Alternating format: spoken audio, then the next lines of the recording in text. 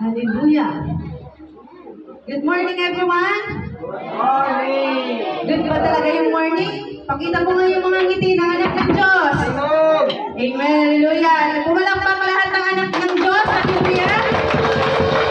Purihin po natin ang Diyos na buhay sa oras ito. Tumayo po tayo lahat, mga kapatid.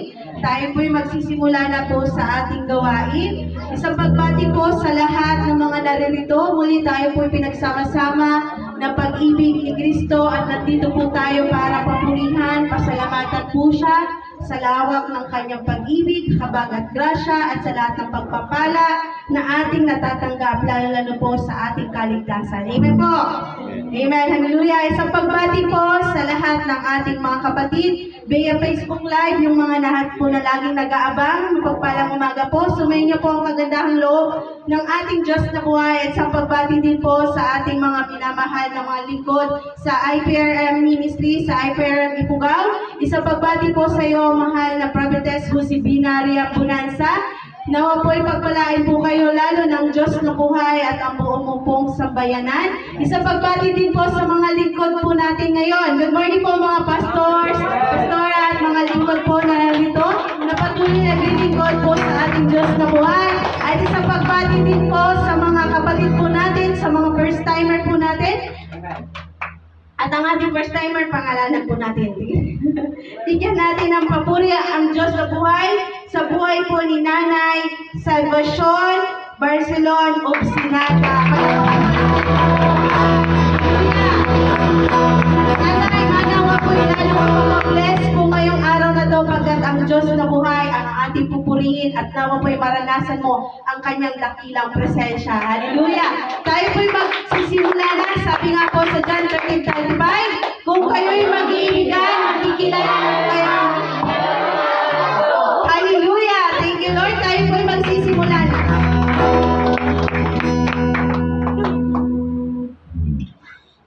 Magandang umaga sa mga anak ng Diyos. Masaya ba ang puso sa pagpupuri sa ating Diyos na buhay? Sige nga, ngitian mo yung katabi mo. Kung talaga masaya ba na siya. Asan yung ngiti na may Kristo? Hallelujah. Maging masaya tayo kasi haharap tayo sa ating Diyos na buhay. Magpupuri tayo, awit tayo ng sa'yo'y lumalapit. Puro mukha natin parang hindi lumalapit. Hallelujah. Sige, hallelujah. Purihin natin ang Diyos sa umagang ito.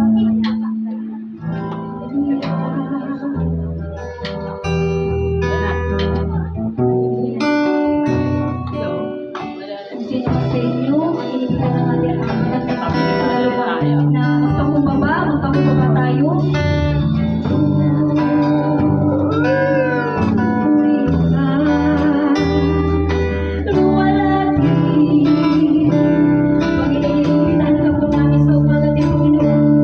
Sa iyo kami huwag sa lumalapit, Panginoon.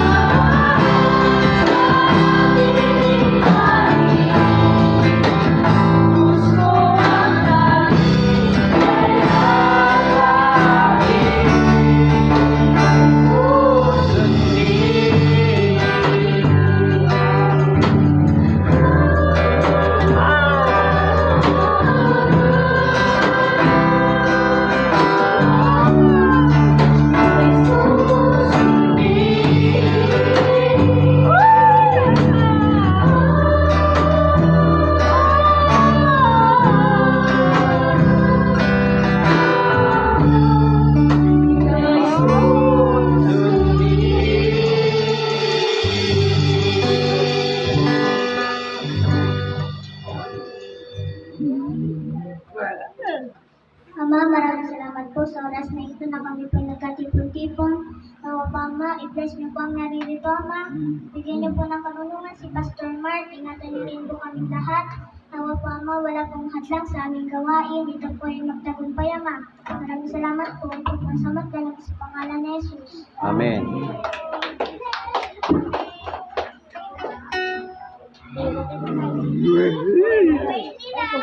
Hallelujah.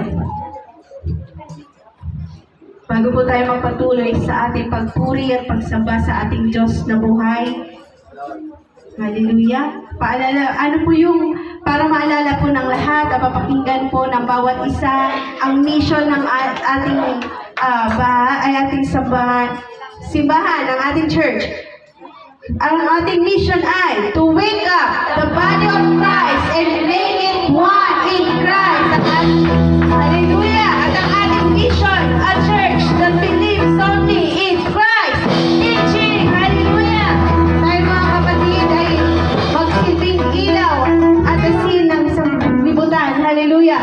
Ating pong pagpakinggan ang salita ng Diyos mula sa Roma 15:5. Sabi po dito mga kapatid, ipagkaloob nawa ng Diyos na siyang nagbibigay sa atin ng katatagan at lakas ng loob na kayo'y mamuhay ng may pagkakaisa ayon kay Kristo Jesus. Upang sa gayon, nagkakaisa kayong magpupuri sa Diyos at Ama ng ating Panginoong Hesus Kristo. Amen. Kapatid, ating palitara ang Hebrew names of God, Jehovah Jireh, Jehovah Rapha, Jehovah Nissi,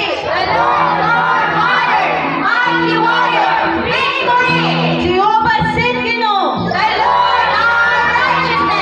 Jehovah Rui,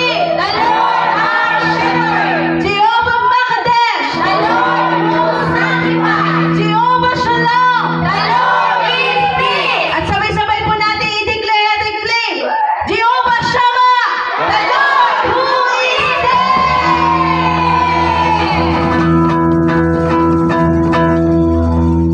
Amen. Amen. Handa na ba tayo, mga kapatid?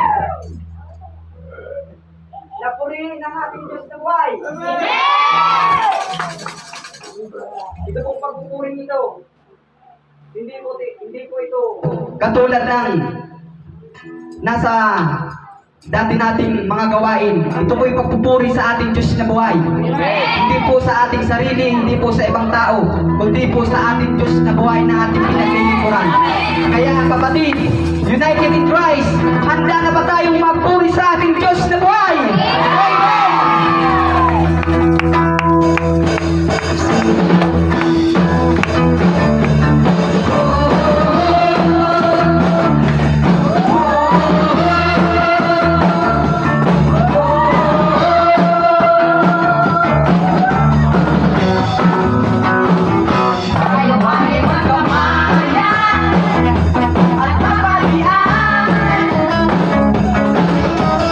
Sama-sama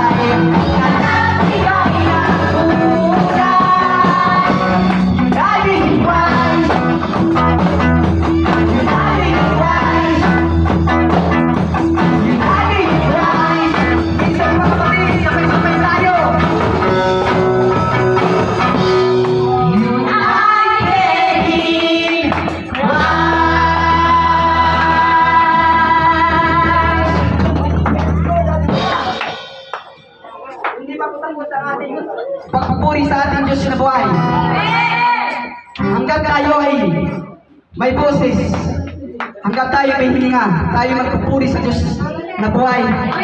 Upang siya'y paglingkuran natin ng buong puso at siya'y mapasaya. Kaya kapatid, simula ngayon, tayo po'y muling tumayo. Nanay, hindi mo po tapos. Ayan po. Ang pagpupuri po sa Diyos, masaya po. Kung dati tayo ay masaya sa sanlibutan, mas masaya po dito. Sabi nga po sa awit 95, tayo na lumapit kay Yahweh na Diyos, siya ay awitan, ang batong kublihan atin ngang handugan. Masayang awitan, tayo na lumapit sa kanyang presensya at may pasalamat. Siya ay purihin ng mga awitin, may tuwa at galak. Kaya po tayo ay mag-aawitan, magsasayawan sa oras na ito. Amen!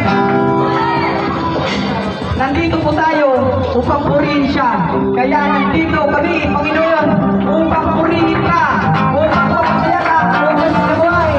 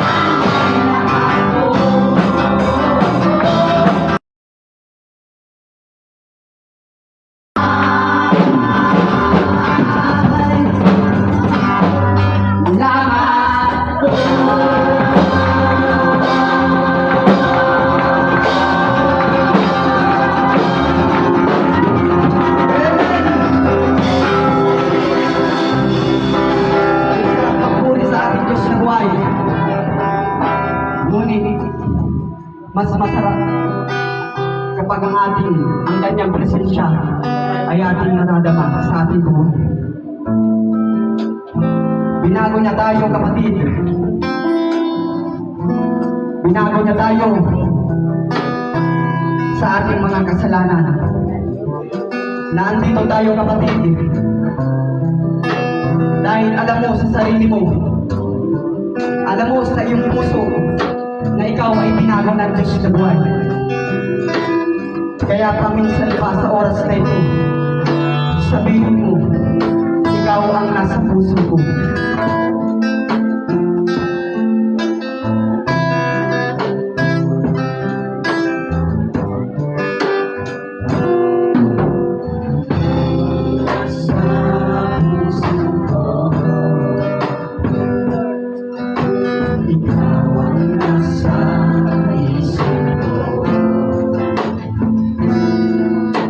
Iniibig kita, minamahal kita.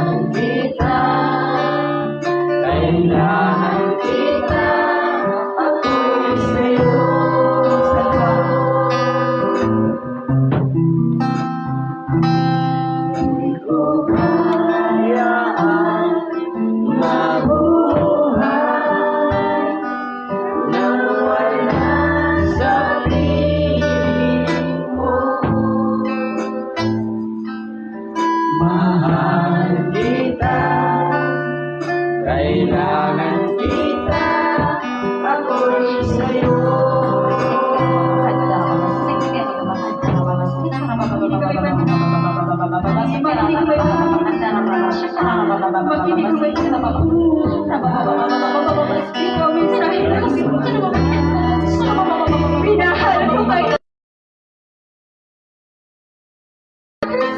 Bakit naging galit ka naman?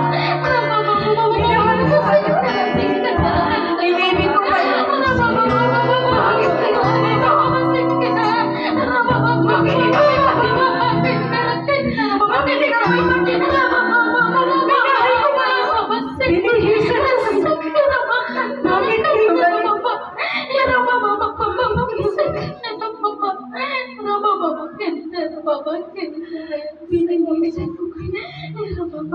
Minahal ko kayo. Bakit kayo ganito?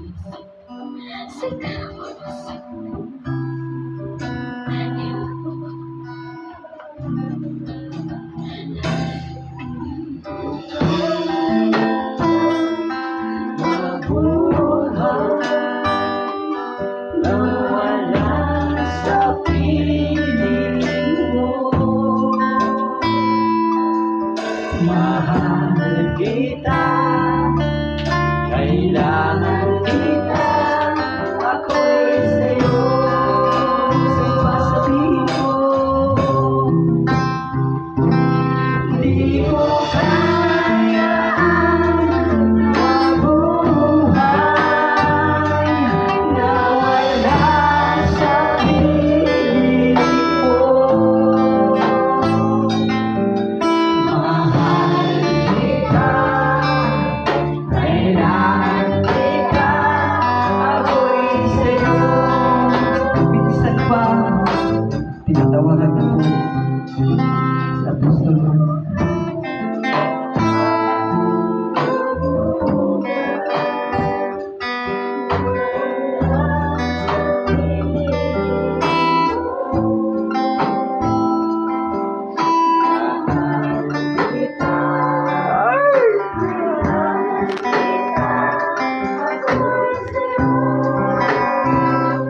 Gawin mo ito ang sinasabi.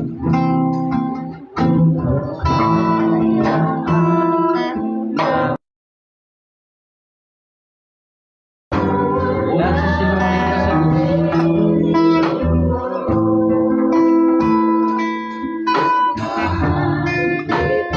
ang tunay nagmamahal sa Diyos ay sumusunod sa kanyang utos. Kasi parang kaya mo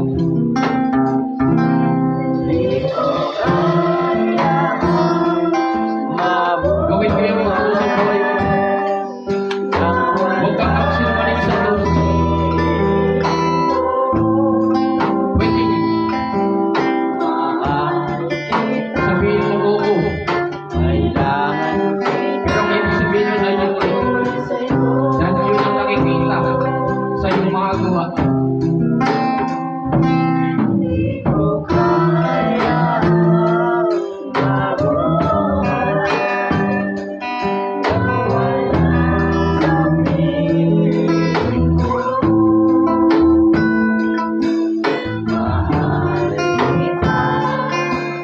Kailangan kita, ako'y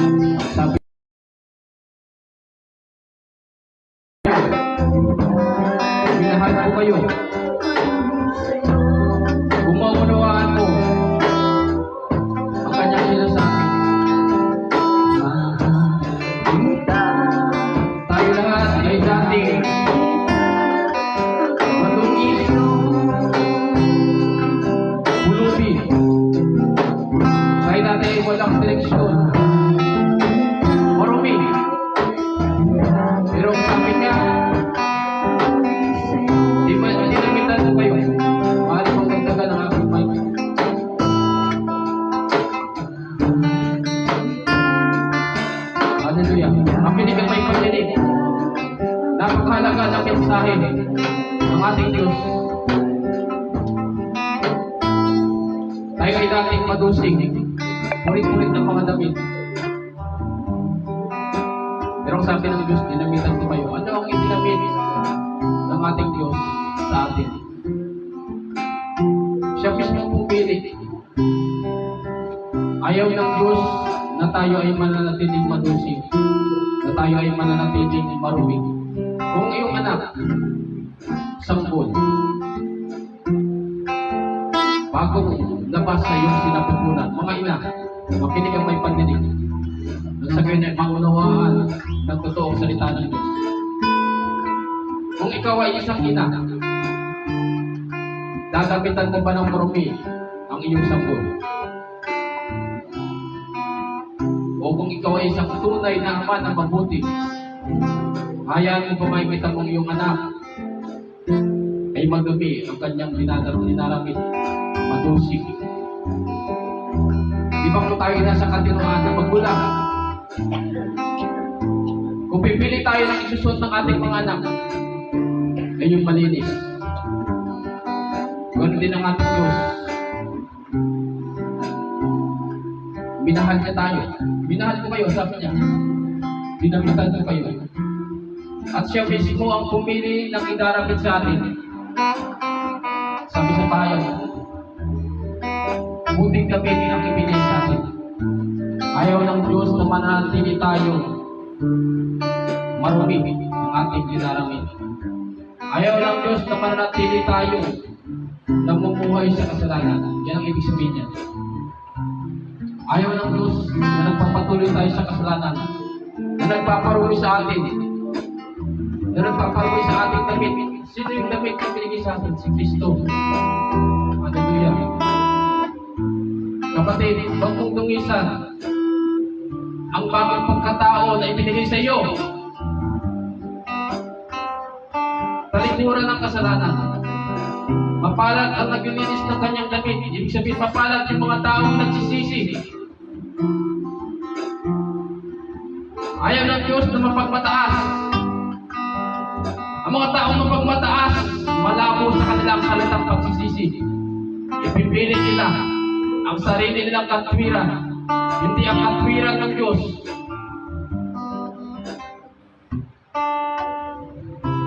Kapatid, mapalad tayo na umusap ng ating Diyos. Ayaw ng Diyos na tayo ay may hiwalay sa Kanya. At ang naging hiwalay sa atin sa Kanya ay ang kasalanan.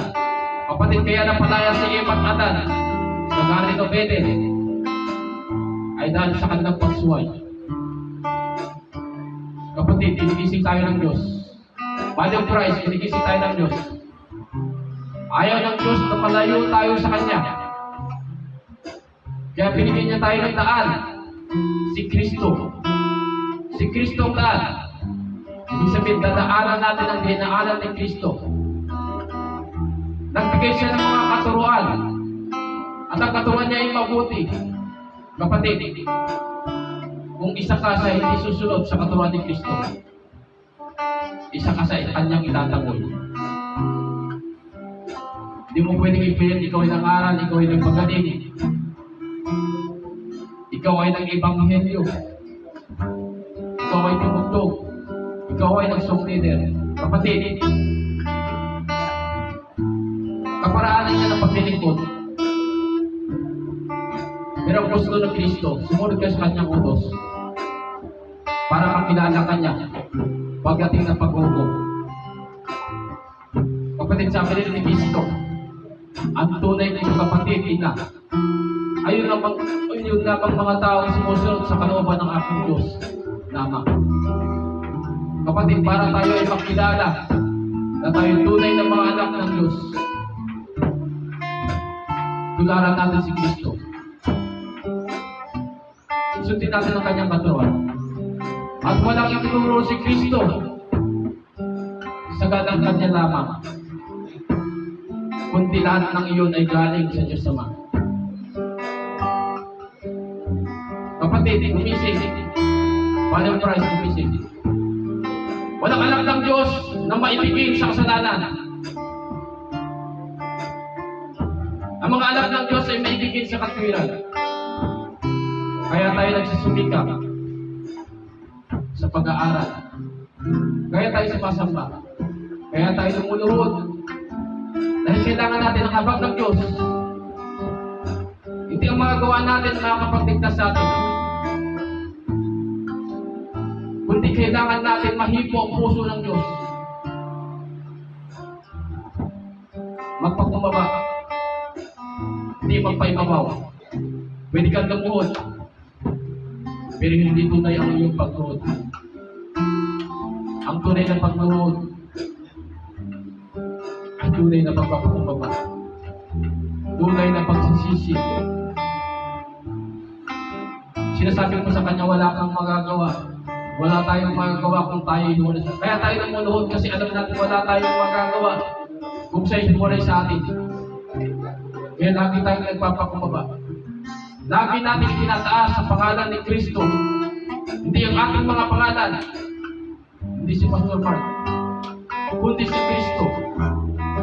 Na tunay na nagligtas sa atin sa tiyak na kapamakan.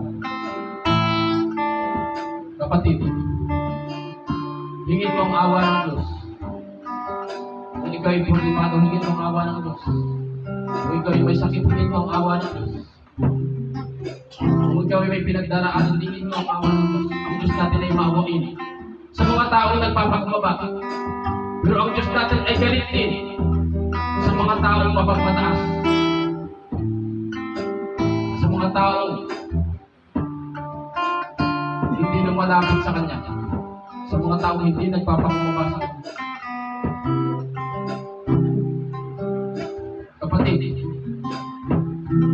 maraming salamat. At binigyan mo ng oras ang Diyos. Nagpapakumbaba sa Kanya. Na kailangan mo siya. Kapag hindi mo siya binigyan ng oras, hindi mo siya kailangan. Mas kailangan mo ang mga bagay-bagay sa mundong ito kasi yun ang inuuna mo. Kapatid, kapag inuuna mo ang Diyos, ibig sabihin, mas kailangan mo siya kaysa sa mga bagay sa mundong ito. At ang lahat ng bagay ay daragdag lang sa iyo. Kasi matutuwa siya sa iyo. Kapatid, hanapin mo ang tunay na ginto. Ang tunay na ginto ay nasa Diyos. Mga piging ito ay dito sa lupa. Nauubos yan, kapatid. Nauubos yan. Pinakalawang yan. Pag dinaanan ng lindol, nangikibayan. Kapatid, pag ang lindol, doon ay walang sunog. Doon ay walang kalawang. Kapilin natin ang Diyos. Kapatid, mahalin natin na makapunta sa lugar kung saan naroon ang Diyos. Magsisi ng totoo, lumapit kay Kristo, talikuran ng kasalanan, ikaw ay patatawanin. Magpakumbaba at patuloy na magpabago sa panalasal ng Espiritu na isusuko sa iyo. Kapatid, huwag mo titigasan ng iyong puso. Kapag naumusap sa iyo ang panalasal ng Espiritu, huwag mo titigasan ng iyong puso. Sumunod ka. Sapagkat darating ang paghukom, lahat ng hindi napinig sa panalasal ng Espiritu ay itatapon. Kapatid, mahal tayo ng Diyos. Mahal na mahal tayo ng Diyos. Dinamitan tayo ng puting damit. At kung ikaw ay matino, hindi mo hahayaang maging basahan ng puting damit na yan. Lalayo ka sa kasalanan na nagpaparumi sa puting damit na yan. Ikaw ay patuloy na naglilinis, ibig sabihin patuloy kang nagsisisi. Normal sa tao, minsan nagiging mahina at nakakagawa ng mali. Pero ang hindi normal sa isang Kristiyano ay yun, yung hindi nagsisisi. Yung nagpapapad pa sa kasalanan. Yung nagtatapusan pa. Yun yung sumasaya pa na ginagawa yun. Ang tunay na Kristiyano ay hindi masaya sa paggawa ng kasalanan. Father Christ. Ang tunay na Kristiyano ay hindi masaya sa paggawa ng kasalanan. Oo, tayo ay naligtas sa pamagitan ng grasya. Pero dapat yan ang magtulak sa atin sa paggawa ng mabuti. Dahil naunawaan natin, tinubos tayo ng Kristo sa pagpapapakaw niya dahil sa ating kasalanan. Hallelujah. Amang Diyos na banal, muli po, masalamat po.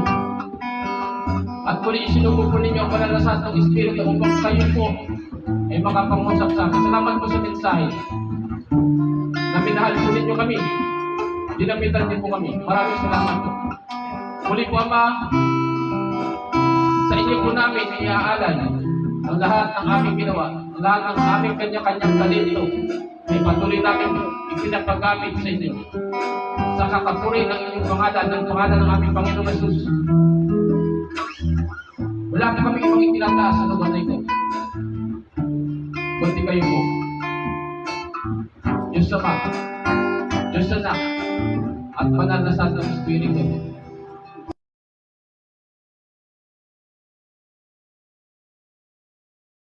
Lagot po sa amin. Pangalang Yeshua na tumubos sa amin. Maraming salamat po. At ginising niyo po muli kami sa umagang ito. Nakakalakad po ng normal ang aming mga paa. Nakakahawak ng normal ang aming mga kamay. Humihinga ng na maayos ang aming mga baga. Tumitibok na maayos ang aming mga puso. Maraming salamat po. Meron po kami kinakain 3 beses sa araw. Maraming salamat po. Meron po kami iniinom na malinis na tubig. Maraming salamat po. At ito po hindi namin pinipili. Ito po ay pusang pumupukan sa ilalim ng lupa. Maraming salamat po dito. Hallelujah. Napakabuti po ito. Patuloy po tumutubo ang mga halaman sa paligid namin at nagiging pagkain namin. Maraming salamat po. Pinapalagan po namin ang inyong ginagawa. Pinapaulan po ninyo ang kalangitan para sa aming mga pananim. Maraming salamat po. At pinapatubo niyo po ang aming pananim. Kung kami maani at kami makain. Maraming salamat po. Napakarami po ng kabutihan na inyong po ginagawa sa amin. Turuan niyo po kami magpasalamat. Hallelujah. Gisingin niyo po kami ang sangkatawan. Napakarami po kayo ginagawang kabutihan pero nakikita lang lamang ng mga tao ay kaguluhan. Gising. Sa kabila ng kaguluhan, maraming ginagawang kabutihan ng Diyos. Magpasalamat palagi sa Diyos. Hallelujah, hallelujah, hallelujah. Amang Diyos, Diyos na makapangyarihan, Diyos na may likha ng langit at lupa, Diyos ni Abraham, Diyos ni Isaac, Diyos ni Jacob, Diyos ng Israel, at Diyos na sinasamba namin sa lugar na ito. Tanggapin po ninyo ang aming pagpupuri at pagpapasalamat. Hallelujah. At ito pinaparating namin sa pamamagitan ng pangalang ibinigay niyo po sa amin para sa aming kaliligtas. Tanggapin po ninyo sa pangalan ng aming Panginoong Jesus, Yeshua. Lahat ay may sabi na. Amen.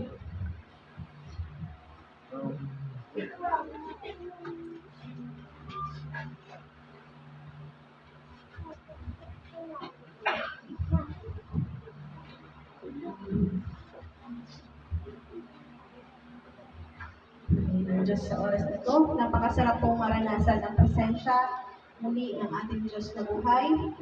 Sabi nga po sa nasusulat sa banal na salita niya, pinagpala ang mga taong nagsisikap na lumapit at sumunod sa kalooban ng Diyos. Ito po yung kalooban ng Diyos. Tayo po ay nandito sa araw ng linggo, sa araw ng ating ng pamamahinga, pero nandito po tayo para purihin, pasalamatan po siya sa lahat ng pagpapala po na ating natanggap. Hallelujah. Ngayon po, nais po natin na tayo po ay makalapit, lalo po sa kalooban ng Diyos. Ang nais po ng Diyos, lumapit po tayo sa kanyang paanan, tayo po ay lumapit, may pagpapakumbaba, para po tayo tunay na makita po natin ang kapangyarihan at kadakilaan po ng pangalan ng ating Panginoong Jesus. Amen. Hallelujah. Ngayon po, napakaganda po ng hain ng salita ng Diyos ngayong araw ito. Handa na po bang kumain espiritual? Amen.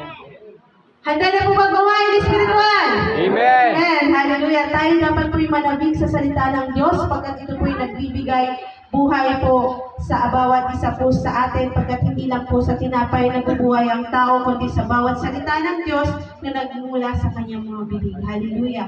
Tayo po mga kapakinig muli at nawa po ang bawat salita ng Diyos ay manahan po sa ating mga puso. I-focus po natin ang ating pandinig, ang ating mga mata sa pagbabasa po sa banal na Biblia. Tayo po ay makakain po ng napakahalagang hain ngayong araw na ito. Hindi ko na po patatagalin, inahanyan ko po ang ating lingkod, Apostol Mark Angelo Yanday Cornejo. Pagkakapan po natin ang Diyos na po. Ayos naman. Sarap din. Say hallelujah. Hallelujah.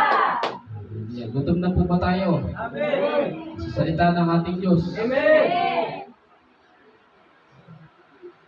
Sino dito nang hihina sa pakikipaglaban sa kasalanan? Amen daw. Hallelujah. Sa labanan po, lamang ang kumakain. Amen po ba? At ang tunay na labanan dito sa mundong ito ay spiritual po. Amen po ba? Kung magiging malalim po tayo sa spiritual realm, real, wala kung anong tunay na basta Pilipino po tayo. Amen po ba? Ang tunay na labanan, ang tunay na kalaban natin ay espiritu. Amen po ba? Amen po. Ang tunay na kalaban po natin ay espiritu, hindi tao. Kaya dapat hindi natin pinakamuyan ng tao ang ating kapatid. Maaring kapag meron niyang pangit na ugali, maaring inalipin niya ng masamang espiritu. Amen po ba? Amen po ba? Kaya panalangin natin, i-warfare natin yung ating kapatid kung nakikita natin ng mga kakaibang pagkilos. Amen po. Huwag natin kamuyan yung kapatid, ikamuyan natin yung ginagawa niya. Amen po. Ibig sabihin, hindi natin kukonsentrihin. Amen po. Amen po. Amen. Yata kayo kumain eh. Ha? Sige po, nanyan po kayong magbukas sa aklat ng Old Testament po tayo. Kalawang hari.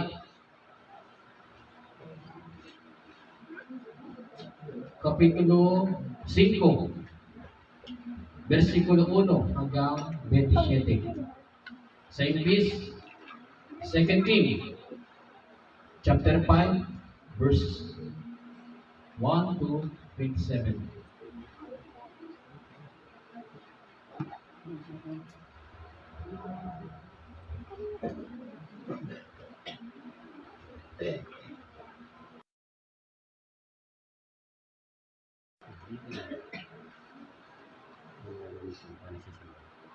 Hallelujah. Sino po dito nakakakilala kay Naaman?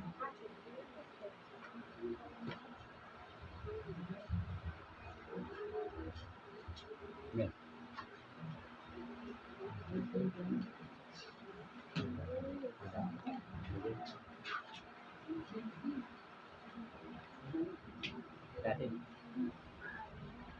Second Kings, chapter 5, verse 1 to 21. Ngayon po malalaman natin ang kwento tungkol kay Naaman. Kung hindi po natin siya kilala, makikilala natin siya ngayon. Amen po ba? Si Naaman. At dito po ay meron tayong matututunan. Ito po ay napapanahong turo. Amen po ba? Sapagkat uso po kayo ng sakit, karamdaman. Amen po ba? Amen po. Uso po ang sakit, karamdaman. Nawa ang katuruan na pag-aaralan natin ngayon ay makatulong sa ating paggaling. Amen po. Amen. Nawa po ay makatulong sa ating paggaling. Kasi marami pong mga tao ngayon may sakit, hindi nila alam ang paraan kung paano gumaling. Amen. Kaya dapat pong itinuturo. Amen po ba? Amen po. Noong unang panahon po, marami pong namatay sa simpleng malaria. Amen po ba? Sino po nakakaalala? Noong unang panahon, maraming namatay sa simpleng malaria. Marami pong namatay sa simpleng tuberculosis. Amen po ba? Pero sa panahon po natin ngayon, kumaunti na po. Bakit? Kasi naturuan na po yung mga tao kung paano iiwasan, kung paano gagamutin. Amen. Amen po. Kahit puso po ang sakit, karamdaman, kaya dapat tuturuan po ang mga tao na kung paano gumaling. Amen. Amen po. Amen. Okay. Tayo po'y manalangin. Nandiyan na po kayo? Amen. Sige, tayo po'y manalangin. Amang Diyos na banal, dakila sa lahat, kayo po ang Diyos na buhay na may naglikha ng langit at lupa. Muli ako po'y nagpapakumbaba sa inyong harapan. Sinasabi ko kung wala po akong magagawa kung kayo po'y hiwalay sa akin. Kaya hinihiling ko po, dinadalangin ko po, isugo po ninyo ang inyong banal na santong espiritu, lukuban po ninyo ako. Nang sa gayon, ako po'y makapagturo na maayos. Hallelujah, gamitin niyo po ako isang instrumento. Basbasan niyo po ang aking labi, ang aking dila. Hallelujah, ang aking isip, ang aking puso. Hallelujah. Amang Diyos, gamitin niyo po ako. At dinadalangin ko po ang mga tao na makakapakinig ay handa niyo po ang kanilang mga isip, ang kanilang puso. Ano yung mga pusong matitigas po? Ay, ito po inyong palalambutin. Wala pong imposible sa inyo sapagkat kayo po ang may likha ng langit at lupa. Kaya lamang po may kakayanan magpalambot ng puso ng isang tao. Tulad ng ginagawa niyo po sa hari si Paraon ng Ehipto. Amen. Pinapatigas niyo po ang kanyang puso. Hallelujah. Kung paano napatigas niyo po ang puso ng Paraon ng Ehipto, kaya niyo rin po paramputin ang mga puso ng mga tao, mga kapakinig ng inyong salita. Ito po'y maging kagamit-gamit sa kanila. Matutunan nila at tunay na may sa pamuhay. Tanggapin ang pagkakamali. Hallelujah. Maraming salamat po. Ito po ang aking dalangin, ang aming dalangin sa makapangyarang pangalan ng anak sa si Jesus. Amen. Ano pong title po sa inyo? Pinagaling ang kitong ni Naaman. Hallelujah. Kung mahilig po tayo magbasa ng Bible, hindi na po bago sa atin yan. Amen po, si Naaman. Verse 1, sa Syria ay may isang pinuno ng hukbo na nagngangalang Naaman. Ulitin po natin, sa Syria. At kung mahilig po tayo sa history, sikat po ang Syria noon. Amen. Isa po sila sa malalakas na bansa sa digmaan.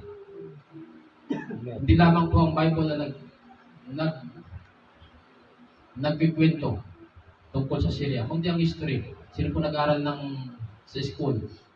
Kung mahilig kayo sa history, natandaan nyo yan. Yung Syria po, tinuturo yan na malakas na hukbo. Sa Syria ay may isang pinuno ng hukbo na nagngangalang Naaman. Mataas ang pagtingin sa kanya ng hari sapagkat sa pamamagitan niya'y tatagumpay ni Yahweh ang Syria. Hallelujah. Sa mga labanan. Nakita po ninyo yan? Dahil sinasamahan ng Diyos si Naaman, ulitin po natin, para mas mataas ang pagtingin sa kanya ng hari, sapagkat sa pamamagitan niya ay pinagtatagumpay ni Yahweh ang Syria. Ang Syria po ay hindi po bayan ng Hallelujah. Ang Syria po ay hindi bayan ng Diyos. Amen. Amen po ba? Ang Syria po ay hindi bayan ng Diyos. Ang bayan po ng Diyos ay Israel. Judah. Amen po ba? Israel. Pero dahil si Naaman ay kinalulugdan ng Diyos at nasa hukbo siya ng Syria, pinagtatagumpay. Amen po ba? Amen po. Amen. Okay. May napupulot po. Mataas ang pagtingin sa kanya ng hari sapagkat sa pamagitan niya ay pinapagtatagumpay ni Yahweh ang Syria sa mga labanan. Amen. Si Naaman ay isang magiting na mandirigma, ngunit siya'y may sakit na kitong. Ano po yung ketong? Yan po yung sakit na napupudpud yung iyong katawan. Amen po ba? Na hindi mo alam. Napupudpud yung katawan mo, hindi mo alam.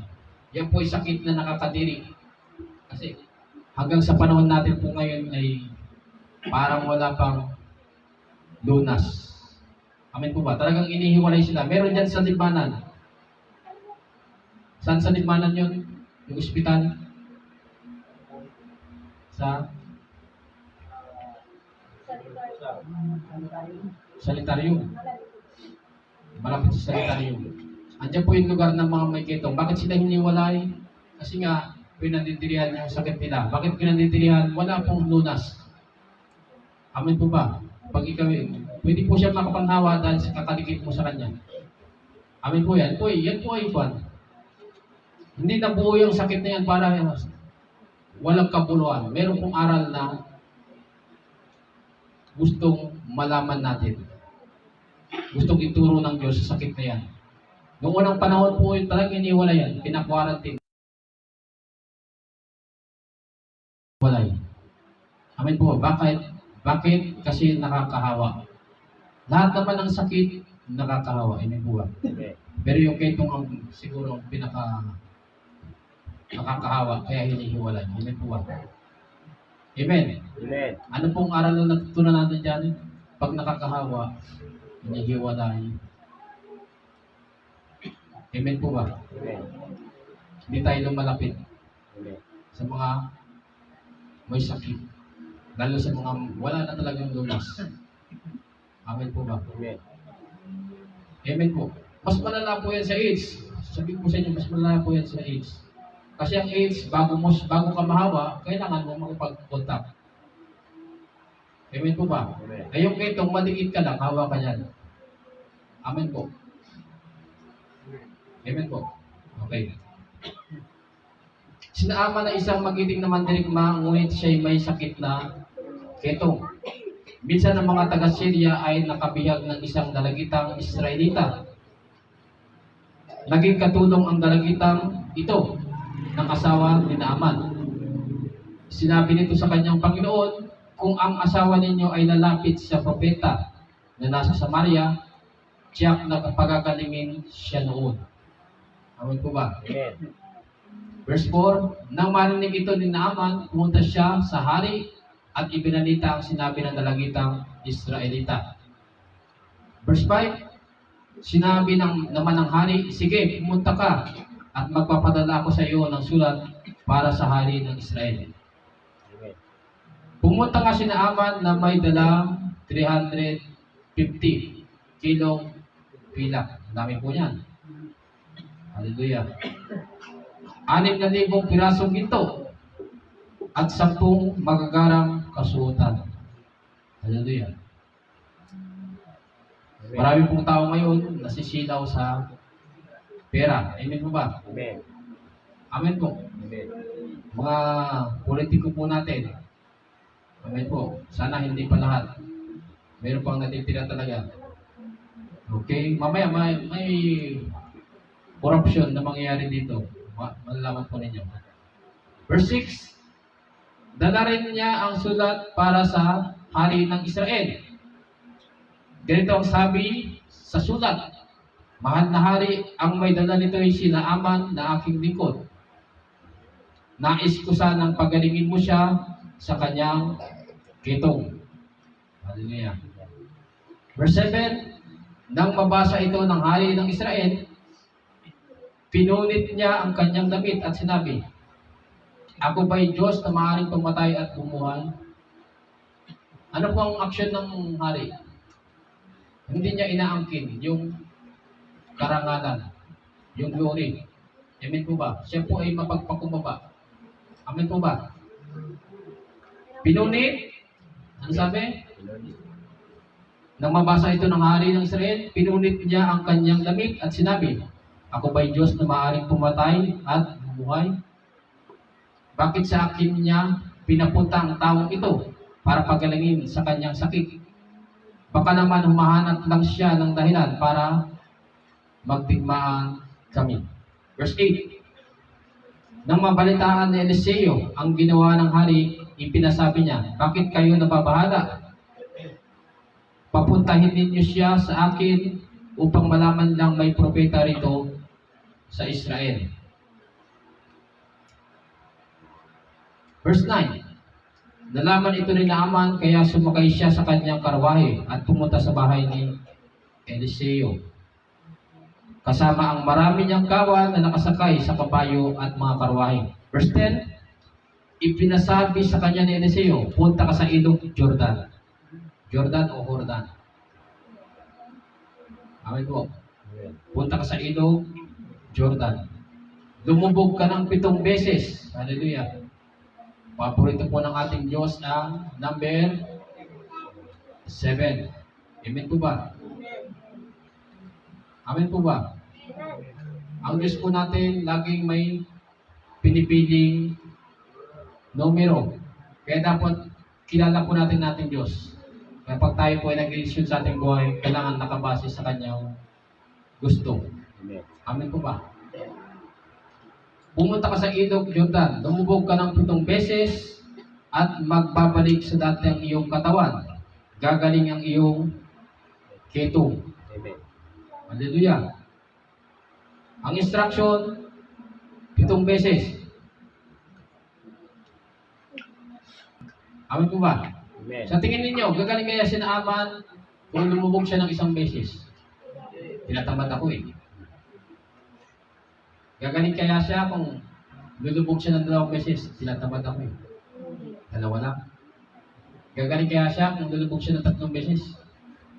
Sobrang tamad kasi ako. Kaya 3 beses na. Anong gustong ipunto ni Pastor?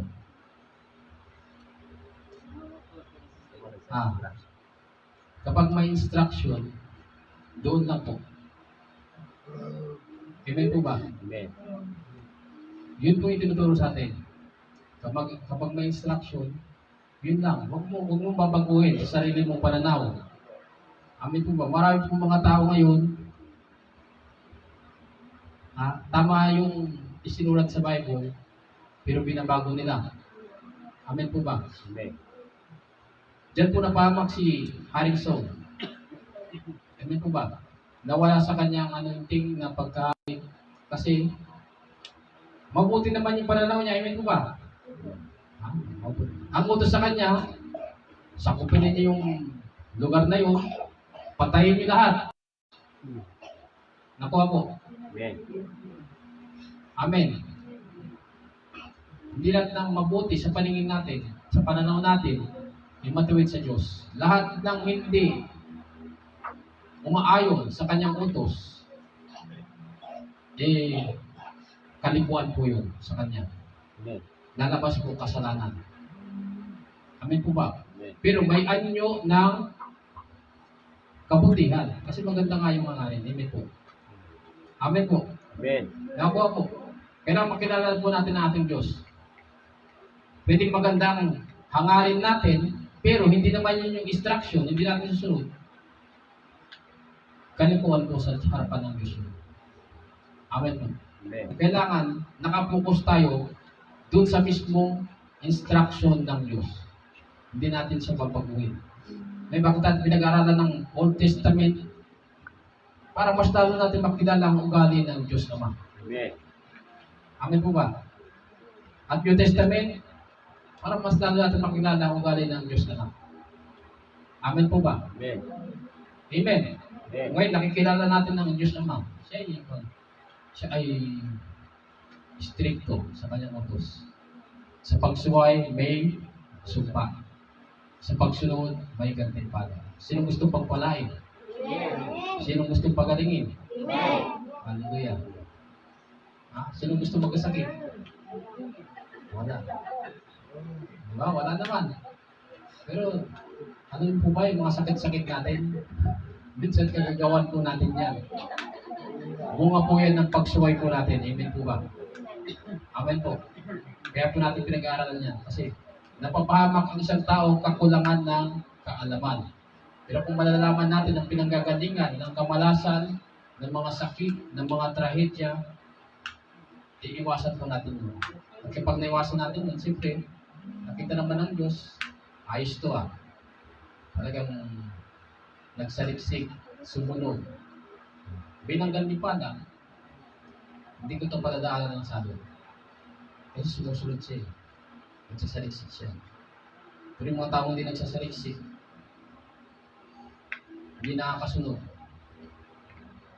Ayaw po ng Diyos na mamuhay tayong mangmang. Amen po ba? Amen. Kaya nag-aaral po tayo ng Biblia para hindi tayo manatiling mangmang. Ano po yung mangmang? Walang kaalam-alam. At dahil wala kang kaalam-alam, wala kang isasagawa. Amen po ba? Pero dahil ngayon, meron tayong napapakinggan, meron tayong nalalaman. Hallelujah, kung matino po tayo mag-isip, pag napakinggan mo yan at alam mo mabuti, gagawain mo. Amen po. Yan po ang may matinong isip. Amen po. Pero kung babaliwalain mo yan, kasalanan mo na yan. Amen po ba? Hindi na po kasalanan na nagtuturo. Amen po. Amen. Ginawa na po ng tagapagturo ang kanyang parte at gawin na rin naman ng tagapakinig ang kanyang parte. Makinig, isagawa. Amen po. Sana po tayo? Verse? George? Tama ba yung sinabi ni George? Amen. Sige. Verse 9. Nalaman ito ni Naaman kaya sumakay siya sa kanyang karwahe at pumunta sa bahay ni Eliseo. Si Eliseo po ay menti, tinuruan ni Sino po nakakilala? Si Elijah. Amen po ba? Dahil tinuruan ni Elijah si Eliseo, at si Eliseo naman talagang matyagang nagtingkod, nang hingin ni Eliseo ang anointing ni Elijah, binigay niya po ito. Kasama ang marami niyang kawal na nakasakay sa kabayo at mga karwahe. Verse 10, ipinasabi sa kanya ni Eliseo, pumunta ka sa ilog Jordan, lumubog ka ng 7 beses at magbabalik sa dati ang iyong katawan. Gagaling ang iyong ketong. Verse 11, nang marinig ito, galit na umalis si Naaman. Sinabi niya, akala ko pa na may sasalubungin niya ako. Tatayo sa harap ko at tatawagan ang Diyos niyang si Yahweh. Hallelujah. Yung mga taong mataas ang tingin sa sarili, feeling special. Amen po ba? At ikukumpas ang kanyang mga kamay sa tapat ng aking kitong at ako'y pagagalangin. Expectation versus reality. Yung expectation niya, ganoon. Pero yung pala, hindi ganoon. May papagawa pa sa kanya. Amen po ba? Ngayon, dito makikita Wala po. Dito makikita. Amen po ba?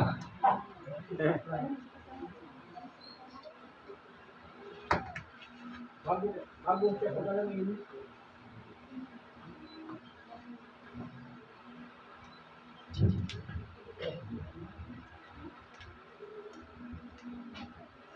Dito makikita yung ayaw ng Diyos na tayo po ay maging tamad. Amen po ba? Amen. Bago natin makuha ang kaligtasan, bago natin makuha ang kagalingan,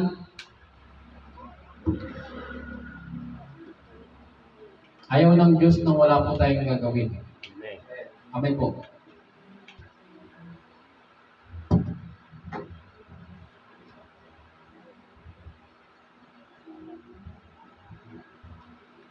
Lagi ko pong in-example, pagpunta ng Naga, makakapunta ka ba ng Naga na wala kang gagawin? Yeah. Sayang.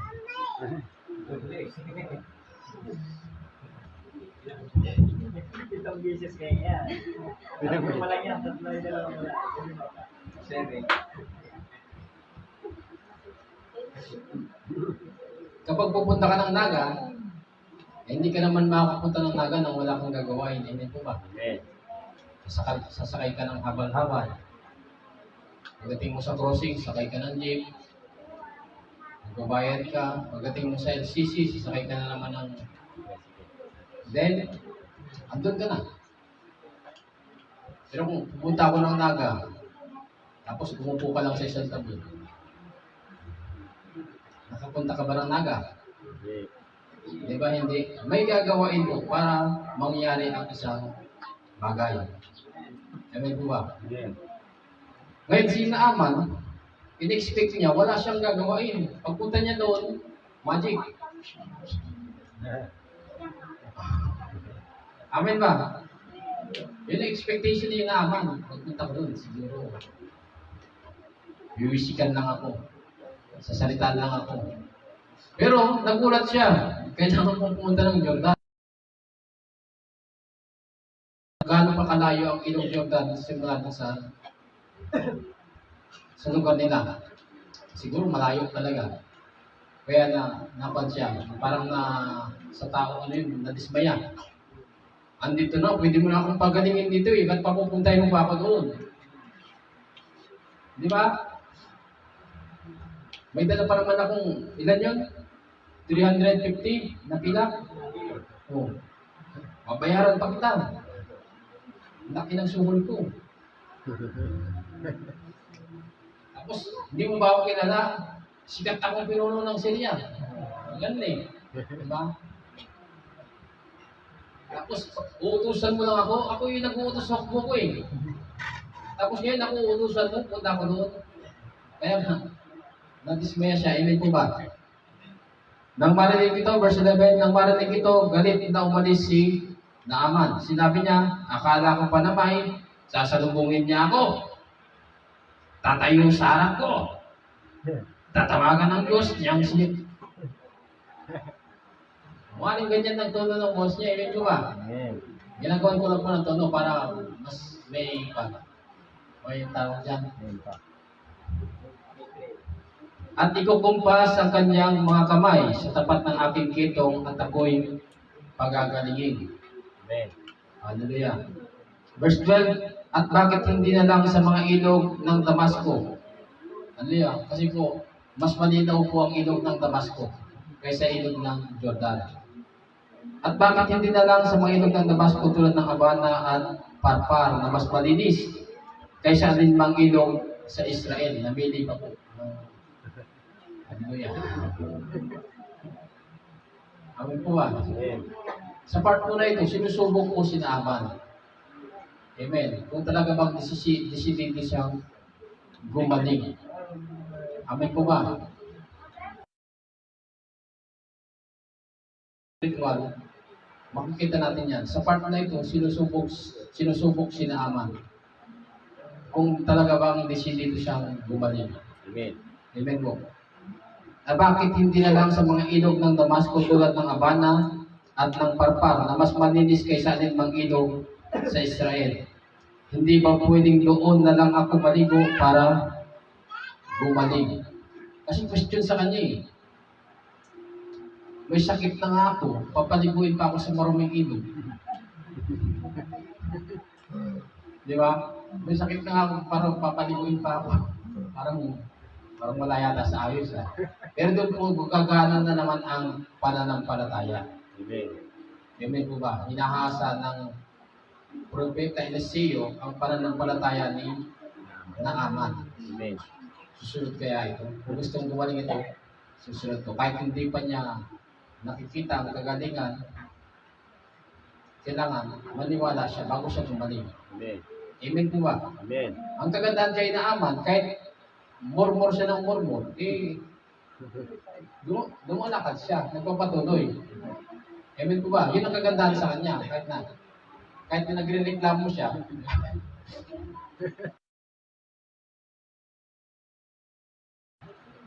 Amen po. Isa tayo, mga Kristiyano, ganyan tayo eh.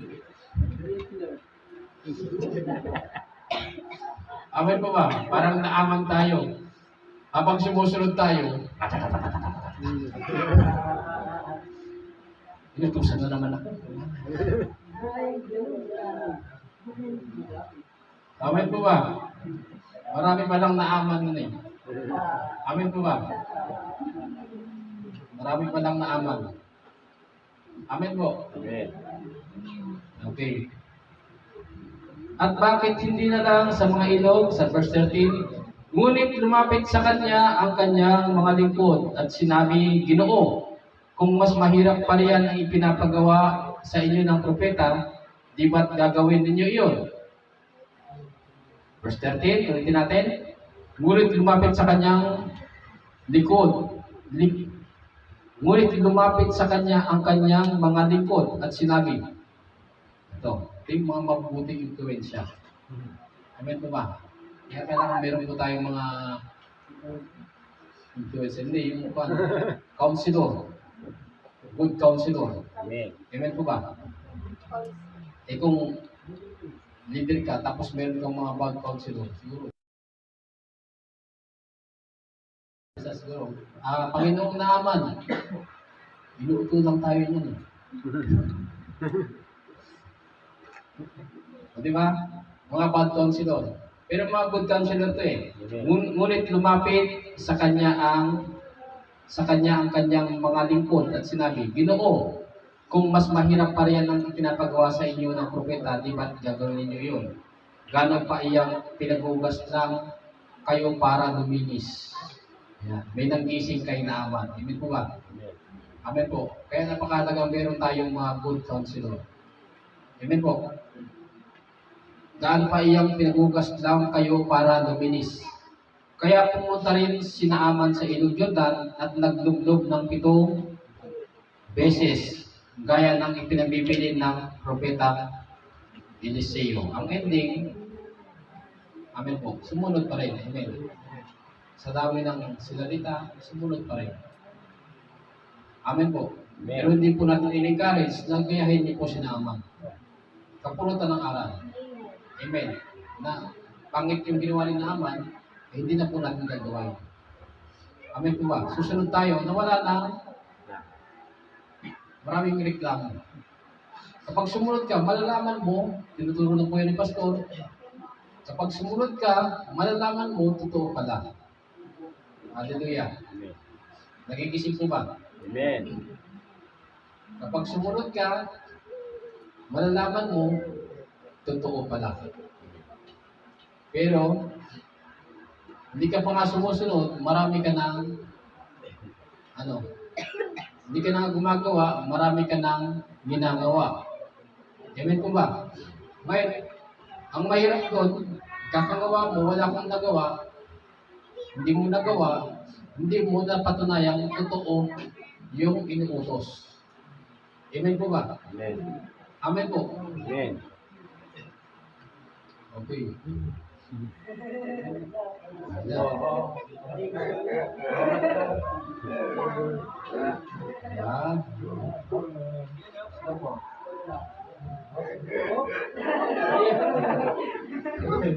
Sige, ako na. Thank you, Shirley.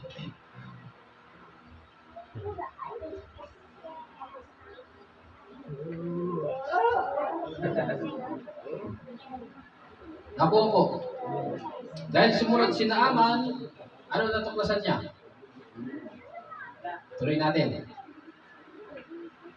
Verse 14, kaya pumunta rin si Naaman sa ilog Jordan at naglublob ng 7 beses gaya ng pinagbibiling ng propetang si Eliseo. Nagbalik nga dahil sumunod si Naaman na patunayang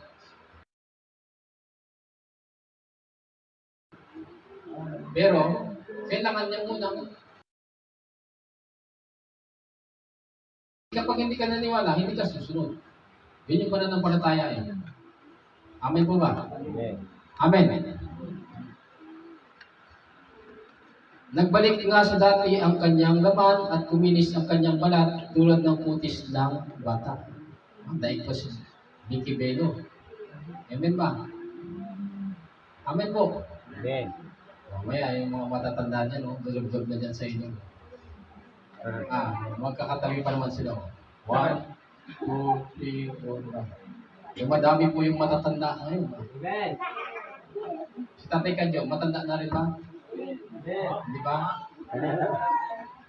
Tatay Kadyo, nasama ka na ba sa matanda? Hindi ba? Bata ka. Yung iba na nanahimik, baka masama ako dyan. Okay po. Nagapit po natin na ang disenyo po ng tao ay tumatanda. May kilala kasi ako, auntie ko sa Pangasinan. Pag nasasabihan ng matanda, galit. Pag sinabi mo, may wrinkles ka na, galit po siya. Hindi niya matanggap na matanda. Amen po ba? Pride po yun. Amen. Amen. Kailangan tanggapin natin kung anong disenyo ng tao. Amen. Patanda po. Amen. Hindi po pabata. Amen.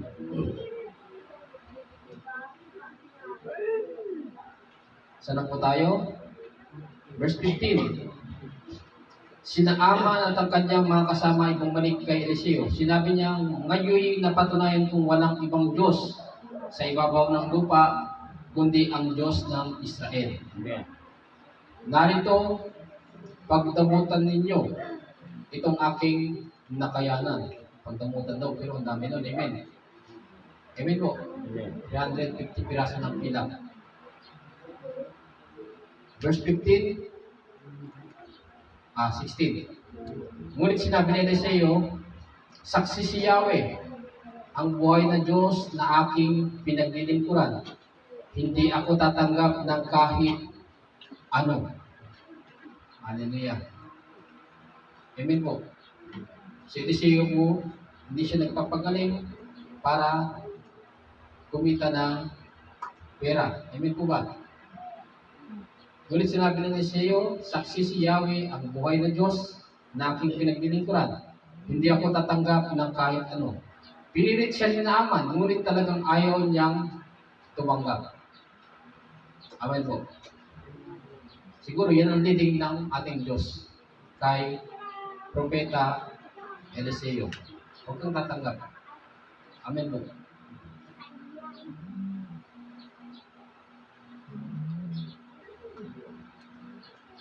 Verse 17, dahil dito sinabi naman, kung ayaw ninyo itong tanggapin, maaari po bang mag-uwi ako ng lupa mula rito? Kakargahan ko ng lupa ang aking dalawang mula. Mula ngayon, hindi na ako mag-aalay ng handog na susunugin sa sinumang Diyos, liban kay Yahweh. Hallelujah. Naramdaman ni Naaman na hindi pera ang habol ni Eliseo kay Naaman. Tama ba? Naramdaman ni Naaman na hindi pera ang habol ni Eliseo kay Naaman. Tama ba? Okay. Kaya, naramdaman yung pag-ibig mo ba? Kaya nakapag-desisyon si Naaman na hindi na siya sasamba sa ibang Diyos, kundi sa Diyos na ni Eliseo, yung Diyos na sinasamba natin. Amen po ba? Diyos na Abraham, sa akin ako. Amen. Kasi marami pong Diyos. Diyos ng kalangitan, Diyos ng ulap, Diyos ng ulat, Diyos ng malupa, Amen, Diyos ng karagatan. Amen po ba? Diyan mahilig ang tao. Pero ngayon, natauhan si Naaman. Nabilib siya. Pinagaling na ako, tapos ayaw magpabayad. Nagbunga ng kaluluwa yung ginawa ni Eliseo. Amen po ba? Naramdaman niya ang tunay na pag-ibig. Hindi siya pinagaling dahil sa salaping hawak niya o sa may bibigay niya. Amen po ba? Kaya sabi, magdadala na lang ako ng lupa. Siguro yung lupa na yun, parang sa ito, pwede niyang gawin sa lupa na yun eh. Yung dala niya lupa, siguro ilalagay niya sa ganyan. Parang i-imagine niya na pag naghandog siya doon sa ibabaw ng lupa na yun, parang naghandog na rin siya sa Diyos ng Israel. Amen po. Amen. Ganun yung balak ni Naaman. Dahil dito sinabi ni Naaman, kung ayaw ninyo itong tanggapin, maaari ko ba mag-uwi ako ng lupa mula rito. Kakargahan ko ng lupa ang aking dalawang mula. Mula ngayon, hindi na ako mag-aalay ng handog na susunugin sa sinumang Diyos liban kay Yahweh. Verse 18, at sana ipatawarin niya ako sa gagawin ko. Kasi pagpunta ng aking hari sa Rimon upang sumamba, isasama niya ako at kasama rin luluhod. Sana'y patawarin ako ni Yahweh sa aking pagluhod sa templo sa Raymond. Amen po. Verse 19, sinabi sa kanya ni Eliseo, umayo kang payapa. Ang lingkod po ng Diyos, may kakayanan silang magpatawad at hindi magpatawad. Amen po ba? Ang tunay na lingkod ng Diyos, may kakayanan silang magpatawad at hindi magpatawad. Pwede sabihin ni Eliseo, mali yung pagluhod. Sabi niya, luluhod ka sa ibang Diyos, mali yan. Pwede niya sabihin. Pero sabi niya, kumayo kang mapayapa. Amen po. Amen. Kasi nakita naman ng ating ninuno, ng propeta Eliseo, nalabag talaga sa loob ni Naaman ng pagluhod sa ibang Diyos. Kasi nakakilala na siya sa tunay na Diyos. Amen po ba? Napipilitan lang siya. Amen po ba? Ngayon, naunawaan, inabot ni Eliseo ang kalagayan ni Naaman. Amen po ba? Pero kung magiging maalab sa pananampalataya si Naaman, katulad ni Shadrach, Meshach, at Abednego, amen po ba? Hindi luluhod si Naaman. Pero naunawaan ni Eliseo na ito ay bata pa sa pananampalataya. Amen po. Amen. Kaya, luluhod pa siya. Naunawaan yun. Amen. Pero kung di maunawaan natin sa iyo, kapag tumagal na sa pananampalataya si Naaman, lumuhod pa rin siya sa ibang Diyos. Hindi na po yung maunawaan. Amen po ba? Amen. Okay. Sinabi sa kanya nila siya, humayo kang mapayapa. Nang malayo-layo na si Naaman, na isa loob ni Gehazi, kalikod ni Eliseo. Ito na po yung corruption. Ano diyan?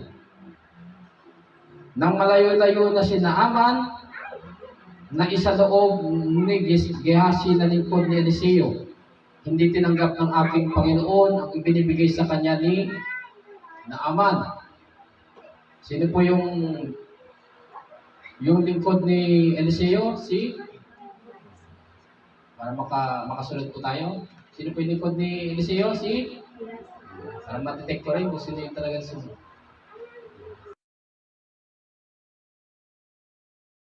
Amen po. Ang ibinigay, sabi niya, sa siya na buhay, hahabulin ko ang taga-Syriang iyon at hihingi ako sa kanya ng kahit ano. Yung Panginoon niya, hindi tumanggap ng kahit ano, pero siya, nanghinayang siya. Amen po ba? May bigid siya sa sa kayamanan ng mundong ito. Amen. Amen. Verse 21, sinundan nga niya si Naaman. Nang makita siya nitong tumatakbo, bumaba ito sa ng karwahe. Sinalubong siya nito at tinanong, may problema ba?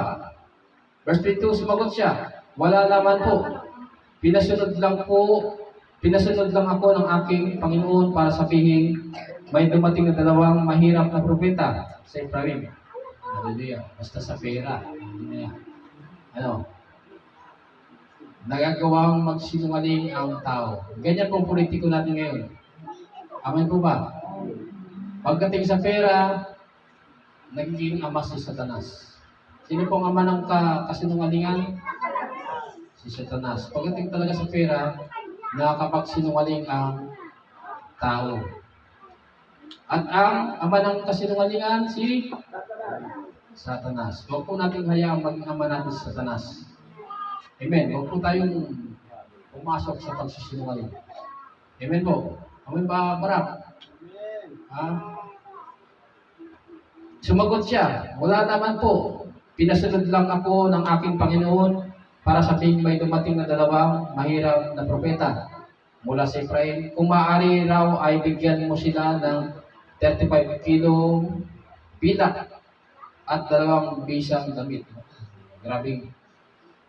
Hindi siya kinabahan man lang sa kanyang pagsisinungaling. Amen po ba? Hindi man lang siya kinabahan sa kanyang pagsisinungaling. At ang kasinungalingan ay kasalanan. Amen po ba? Malapit na po tayo na matukoy ang sanhin ng kasalanan. Amen. Amen po ba? Amen. Sinabi ni Naaman, tanggapin mo sana itong 70 kilong pilak. At pilit niyang ibinigay ang 70 kilong pilak, isinilid ito sa 2 supot kasama ng 2 bisang damit at ipinapasan sa 2 niyang tauhan. At ang mga ito ay naunang lumalakad kay Giasi. Pagdating sa Buron, hindi po Buron, kundi Buron. Pagdating sa Buron, ano po yung Buron? Isang maliit na bundok. Pagdating sa Buron, kinuha niya sa 2 ang mga dala nito at pinabalik na kay Naaman. At itinago niya sa bahay ang mga supot na pagkatapos bumalik siya sa kanyang Panginoon. Tinanong siya nito, saan ka galing, Gehazi? Yan, na-detect ka agad ni Propeta Eliseo. Amen po ba? Saan ka galing, Gehazi? Hindi po ako umalis, sagot niya. Nagpatong-patong naman. Pag nasimulan mo ang kasinungalingan, sunod-sunod na po na pagsasinungalingan. Amen po ba? Amen po. Kasi doon ka na nakalinya eh. Sinungaling ka na dito. Sunod-sunod na yan. Tatayin na yan. Kaya wag po natin balakon na magsinungaling. Mapapasubo ka dyan. Amen. Tuloy-tuloy na yan. Tinanin nyo. Hindi po ako umalis. Umalis naman siya. Sunod-sunod na yan. Sagot niya. Verse 26, sinabi ni Eliseo, hindi ba't kasama mo ang aking espiritu? Hallelujah. Hindi ba't kasama mo ang aking espiritu nang bumaba sa karwahe si Naaman? At salubungin ka. Hindi ngayon panahon ng pagtanggap ng salapi. Hallelujah. Ibig sabihin, hindi din kay Propeta Eliseo na hindi tumanggap ng salapi. Sabi, hindi ngayon panahon ng pagtanggap ng salapi, damit, taniman ng olibo, ubasan, tupa, baka, at mga alipin. Verse 27, kaya't ang sakit sa balat ni Naaman. Ito na po. Kailangan may matutunan po tayo dito.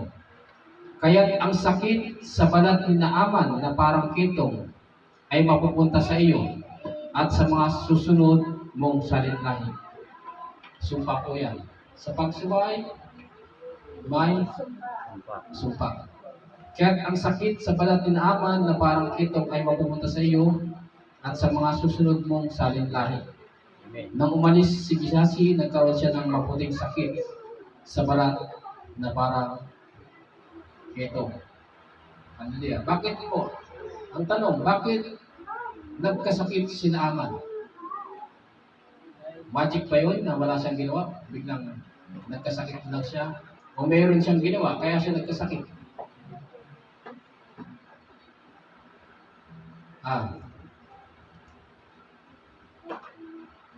Gising mo. Bakit nagkasakit si Naaman? Kasi mayroon siyang ginawang kasalanan.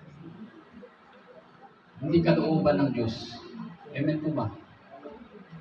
Amen po. Amen. Ganito. Sa tingin ninyo, iba-iba kasi. Kaya pag-aaral natin ng pasikot-sikot sa sakit. Itong part ni Naaman, ng alipin ni lingkod ni Eliseo, yung sakit niya, nang dahil sa gagagawa niya ng kasamaan. Amen po ba? Yun yung pinanggalingan ng sakit niya. Amen. Amen po ba? Ngayon, siya sa ating sarili, tayo kaya to. Si Gehazi. Gehazi ka ba? Kaya ka ba nagkakasakit dahil din sa paggawa mo? Nakuha mo. Kaya kasi sa atin natin sa sarili natin, baka sabihin ninyo, ginajudge ko kayo porque. Amen. Tayo na po mismo ang magsiyasat. Kaya si Pastor Mark po, ganyan din po yung ginagawa ko sa sarili ko. Kapag mayroon akong namnam, ano kaya ang nagawa ko? Amen. Amen po. Okay.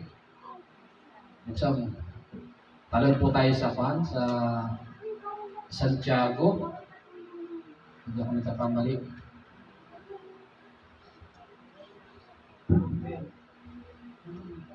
Santiago 5, verse 14 to 16. New Testament na po tayo.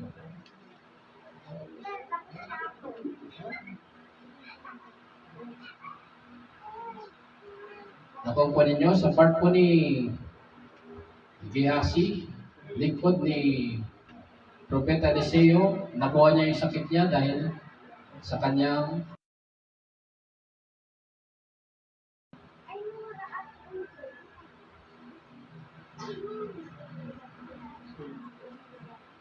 Hindi po yung mga baguhan po, tulungan natin sila magbuklat.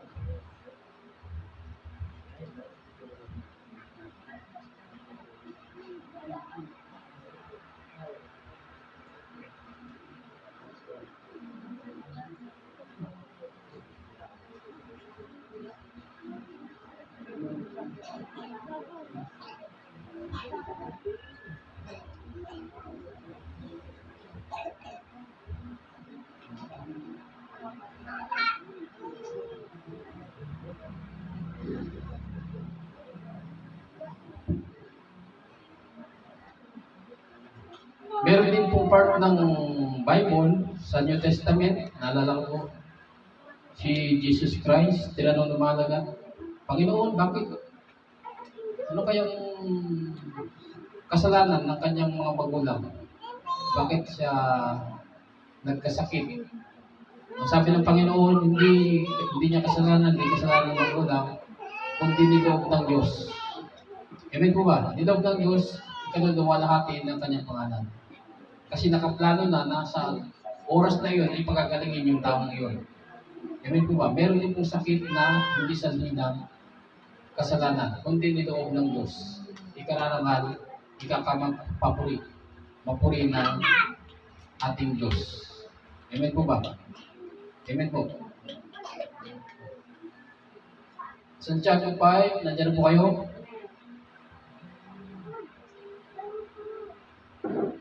Sabi dito, verse 14, may sakit ba ang sinuman sa inyo? Ipatawag ninyo ang matatandang pinuno ng iglesia upang ipanalangin siya at pahiran ng langis sa pangalan ng Panginoon. Hallelujah. Kaya yung langis na ginagamit natin, may malaking gamit po yan sa atin. Amen po ba? Hindi po yan natin gawa-gawa, kundi inutos po ng ating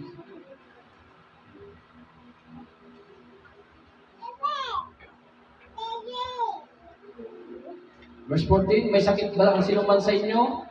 Ipatawag ninyo ang matatandang pinuno ng iglesia upang ipanalangin siya at pahiran ng langis sa pangalan ng Panginoon. Sa pangalan ng ating Panginoong Jesus. Amen po ba? Okay. At verse 15, pagagalingin ng Diyos ang may sakit dahil sa panalangin may pananampalataya. Panalangin may pananampalataya. Ibig sabihin, naniniwala ka na pagagalingin ka. Amen po. Palalakisin siya muli ng Panginoon. Ito na po. At kung siya